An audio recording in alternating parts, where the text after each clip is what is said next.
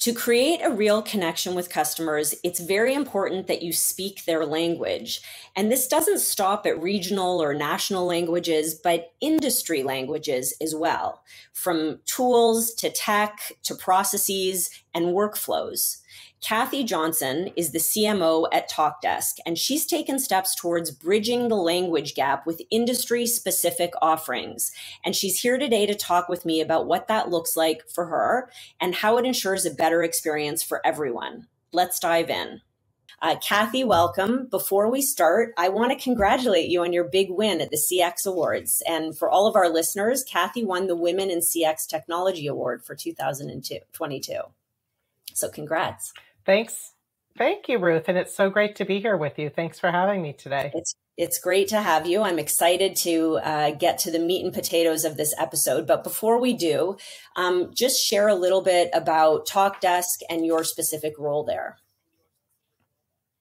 Sure. So Talkdesk is a cloud native contact center as a service provider. We're one of the top 3 leaders in all of the analyst reports. I'm the Chief Marketing Officer at Talkdesk. I joined at the end of 2019. And so what does that mean? I run the entire gamut, full stack of marketing. In addition, I have internal comms, revenue enablement. I have sales development reps and channels and partners in my org as well. So lots of fun and awesome work to do. Yeah, listen, we speak the same language. I mentioned earlier when we were just starting, we could have a whole other podcast about a myriad of other topics that are particular to the role of CMO. But as I mentioned, today's topic is speaking the industry language of your customers and really understanding how to optimize and personalize offerings in order to achieve that. And, we sort of work in the same space, so I'm familiar with Talkdesk. And it's just such a great brand to discuss in the context of this particular topic, because you have your customers and your customers have customers. So you're very much B2B2C. And depending on which industry they're in, those layers and nuances can look very different. So share with me what industry specific offering means to Talkdesk. Sure. I think it's such a great question, Ruth, because it does have different meanings for different organizations. For us at Talkdesk, one of our very foundational core values is around customer obsession. And that really means we need to listen and be close to our customers and ensure that we're offering them the best solutions and products that they can have to help offer the best customer experience for their own customers. So for us, that means starting really with the customers. How are we listening to the customers? We have customer advisory boards that are specific to our industries, industry-specific research and insights, a customer community. So all of these amazing sources of input that help drive our strategy, our language, our product roadmap. So with all of that input then, Ruth, what we do is we really look at all 3 phases of industry. So how do we speak the language with the right messaging? How do we create marketed solutions, tapping into pre-existing product and packaging it? And then offering industry-built, purpose-built industry product. And in fact, we're the only CCaaS solution who has purpose-built industry product today. Now, when we build these products just for our customers, so they're built on what are the most difficult use cases that we need to solve. And they have industry-specific workflows, industry-specific integrations, and industry-trained, pre-trained AI. This idea of customer obsession, I guess you're suggesting that means something different to a company in retail or e-commerce than it does to a company in fintech or SaaS or travel and hospitality. And this priority of building solutions, bringing solutions to market that are personalized or tailored to the industry, I think is fascinating. Can you share, maybe, I'm going a bit off script here. I told you I wouldn't put you on the spot, but can you give a specific example, like a practical example of what that might look like from one industry to the next? Sure. So for example, in healthcare, Our purpose-built healthcare products, like we've built one for providers today. In the future, we will look at other industry subverticals. So it's not making one size fits all for every subvertical within an industry. But so for provider, there are things such like an integration to Epic, which is one of the tools so commonly used, along with Cerner and others in healthcare. We are the only CCaaS provider who has an out-of-the-box Epic integration. Epic is a non-SaaS product, so this is not an easy integration to do. So it's ensuring that you have the tools all in one place for your agents. You know, one of the things, Ruth, we often talk about is how hard it is. You envision all these agents with all of these screens and all these different tools and all these different UIs, how challenging that is when their goal is to make customers happy, right? And give them a positive customer experience. How can you do that when you're like swivel chairing between all of these? So what we're able to do with our purpose-built industry product is create that single pane of glass for the agents, which makes it so much easier for them to do what they're there to do, which is offer a superior customer experience to their customers. And so I guess they almost become industry specialists. You're arming them with the expertise that they need in some ways by industry to respond in the best possible way to their customer interest, because you're, like you explained, your offering is purpose built to that industry. What does the behind the scenes process look like there from like Talkdesk perspective? How are you uncovering these common use cases or, you know, the right context? How do you decide what to build for an industry? How do you identify those integrations that are going to be the most meaningful by industry? Yeah, such a great question. When you are going to go to that final stage of verticalization, which is building purpose-built products, it's so important that you have strategists. So I have industry strategists in my organization defined by industry and subvertical. And one of their roles is working with customers, working in the market and understanding what are the use cases that we need to solve for. And then they work with product to define that product and to build it. So that's that first layer, right? Like making sure you're getting the right product defined to start, and then working with product and testing it along the way.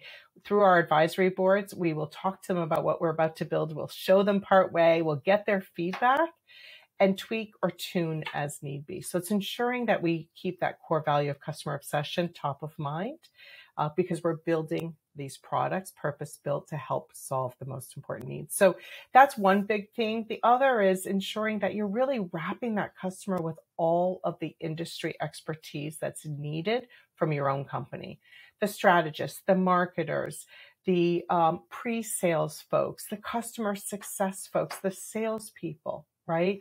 Ensuring that you're making it as easy as possible for the customers to understand the value and how you can help them create superior customer experience for their own customers. And how has this informed or impacted the Talkdesk brand, for instance? Like, because obviously this go-to-market approach that's, you know, somewhat verticalized with strategy behind it and real consideration of the unique interests of every industry, I would imagine that impacts how you interact with your prospects, with your customers, how you consider the interests and needs of their customers. So how does that sort of bubble up to the overall brand that you're responsible for curating? Yeah, so I think we all think of brand in the hierarchies, right? So there's the top level brand of Talkdesk. And then of course we are building a brand within each of the industries. And so there are certain activities that the team does to ensure that we're deemed as a thought leader in that space, that we can have those intelligent C-suite conversations that are expected.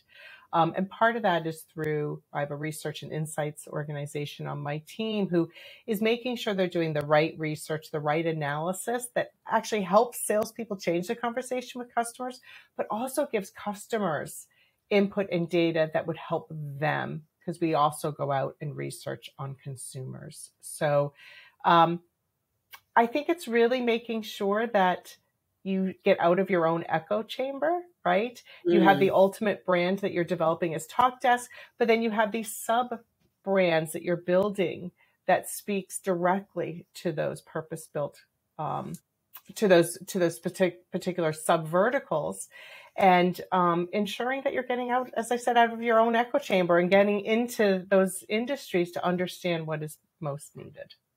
I think this strategy or research element, which I'm not sure if on your team it falls to product marketing, for instance, but I think, considering that from an industry perspective allows you to cultivate a brand that is more expert in a more granular way so that you can actually deliver against your brand promise, right? Because I love how you put it, the echo chamber. The echo chamber is sometimes so high level that it falls apart once you get into the particulars of a sales cycle or a customer engagement. But if you have that industry expertise, in some ways, we talk a lot about personalization, that may be like the table stakes personalization that you have to consider in order to be credible from a brand perspective. Would you agree with that? Yeah. Yeah. And Ruth, actually product marketing and industry marketing both roll up into me as well. And so when that happens, there's such a nice harmony you can build between building the overall brand, making sure you're going to market by industry, and then making sure that you're also leading with those non-industry specific products as well in the right That places. straddle all that might overlay across all industries. Correct. And having all of that in one organization permits us to ensure that we are not, over spamming or over emailing or over contacting our customers and prospects, and ensuring that all of that is orchestrated with the right number of touches. Got it. And I would imagine that, your approach to campaigns and events takes all of that into consideration as well. Absolutely. Absolutely. Love it.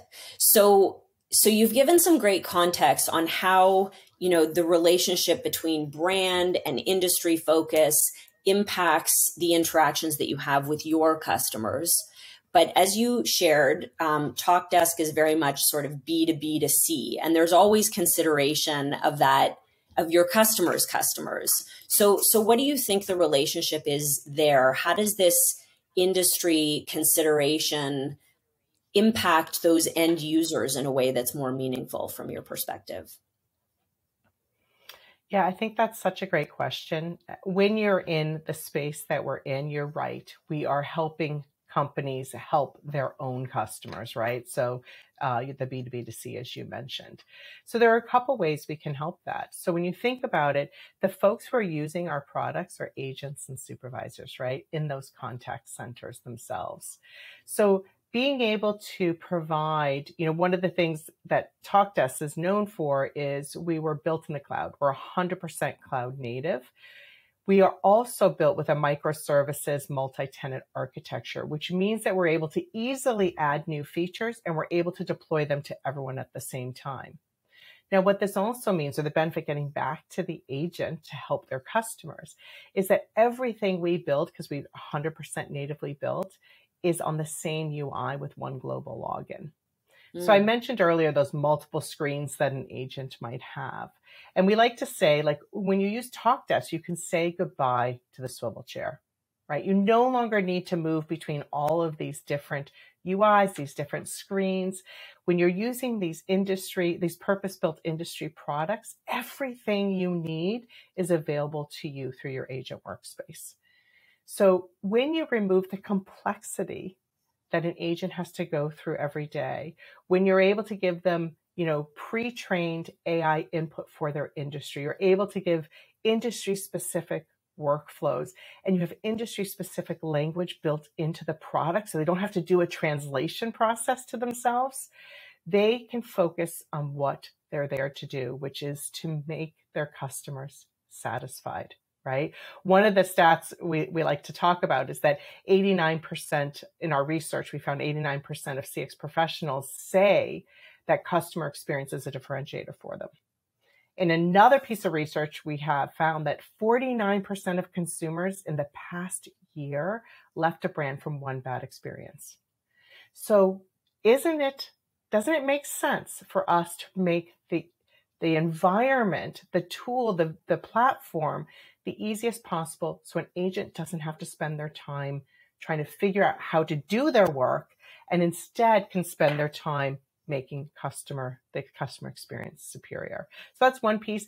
The second is that because it's all, built natively, all one same UI, it is so easy to learn, right? So the enablement is so fast. We have a Talkdesk Academy. Agents can go in and learn how to use Talkdesk in literally minutes. Supervisors can learn in just a few minutes more. So we try to design it in such a way, again, so it's intuitive for agents and supervisors to use, so they can focus on what the platform can't do, which is actually having that dialogue with their customers directly. This all definitely resonates for me.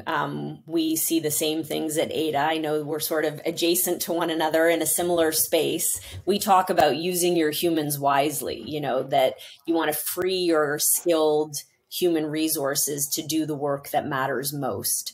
I love how you put it, swivel chair. That's a concept that I just became familiar with. I think it came up in a recent episode of this podcast. And I love the visual of that. We have a question from one of our listeners. Brian has asked us, what do you think most brands are doing wrong when it comes to their customer support centers? I love this question because customer support gets a really bad rap. I'd love to hear your perspective on this question. Yeah, it is, the agents are so important, right? They think about even in COVID, they were during a period of time, the only interaction you were having with your customers, most likely, right? Because anything with four walls was shut down for a minute or for months or years or whatever the case might be. So it is so important that the agents are there for their customers. So what are brands doing wrong? I think it's a matter of not recognizing the intelligence these agents have that they can bring back into your company. So many companies think of their contact centers as cost centers. We'd really like to challenge that. And how do you turn it into a profit center? How do you move away from measuring just discrete KPIs to measuring the lifetime value of your customers? How do you take the intelligence that your agents are gathering and feed that back into your product development, feed that back into your marketing, feed that back into every part of your organization? And I think the companies who figure out how to tap into that knowledge, the companies who recognize their agents are the ones having conversations with your customers every day, are the companies that are really going to make that differentiation in their customer experience. I think that's so true. So the companies who aren't doing it right are the ones who aren't leveraging it. I think, it's almost an existential threat. I love how you put it. That was so well put, and sort of brings the conversation full circle, because we started out talking about personalization by industry. But I do think that, agents have this personalized context available to them, and it should be leveraged across the broader experience, across the broader business, to inform improved best practices on all fronts. Totally agree with what you've said there.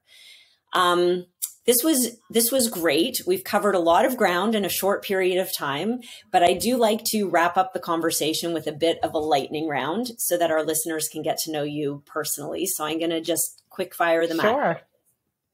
So, Kathie, all right, I'm ready, Ruth. Okay, good. What was your first job? I worked in a retail store called Celtic Weavers in high school in Faneuil Hall in Boston. What was Celtic Weavers?